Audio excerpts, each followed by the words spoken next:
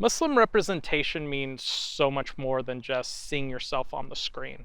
That is important though. Like when I was growing up, there was just like one line in an episode of Pepper Ann, and it was back when Ramadan was like in the winter months. And so it was their Christmas episode, and they were like, what winter holiday do you guys want to do? And one kid goes, I want to do Ramadan. And we were like, me, my cousins, and my sister, we were just like, yeah, that's us, everybody. Yeah.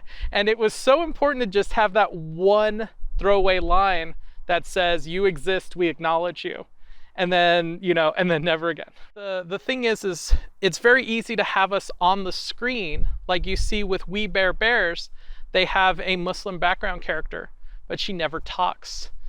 Steven Universe in like the last few episodes, for all of their inclusion, they have like one Muslim female character, just like few lines of dialogue, less than 10 in the whole series, right? Or even Ms. Marvel. When I see her in the comics, written by a Muslim writer, it's very real, it's very genuine. But then when it comes from like Marvel animation, then I feel like it's very fake, it's very superficial, it's very, the character is a sock puppet then. So we're seeing someone on the screen who looks like us, but we're not seeing us. We're seeing a sock puppet that is controlled by someone who wants to make money off of us. So the other part of it is Islam is so politicized.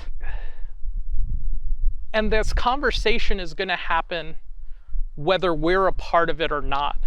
And they want to have this conversation without us in the room, so that way they can kind of steal people to essentially be ready to combat us. And so we need to be in the room so we can kind of humanize ourselves. And even when other people are trying to humanize us for us, and they're actively wanting to do that work for us, if they can keep us out of the room, they'll do it.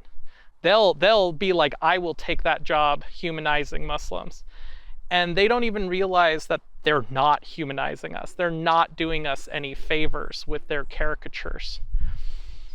And this is where it ties into the stories I want to create, is that I believe in Dwayne McDuffie's quote, which is like, we don't want to have a version of the thing we hate that is controlled by us.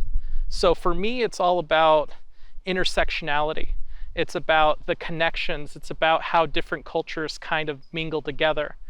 I see shows like Rami, and they're fantastic, but for me, they're disconnected a little bit from my experience as a Muslim, because there's this whole community of Muslims that Rami lives in. And for me, like, I had kind of this mosque world, and then I had like, I left that on the weekend, left that from like Friday prayer to Sunday, right? And then every other day, it's like I'm in this like Western secular world where people don't even know who I am. And 9/11 happens, and then suddenly they know who I am, but I'm not allowed to control that narrative. They know me as the enemy. Before, I had a friend who said, well, you're not Christian, you're not Buddhist, and you're not nothing. So how are you not Jewish, right? And then it was after 9/11 when he suddenly understood it, because listening to me was not enough. And so it's like I do think having Muslim stories out there that talk about, like, that showcase Muslim characters as being compatible with the world around them, because I do mesh in actually quite well socially in all sorts of demographics. It's only areas that actively don't want me, like animation, that I have trouble penetrating. And so it's and those are the types of stories I want to tell, where it's that intersectionality, the way these cultures intermingle with each other.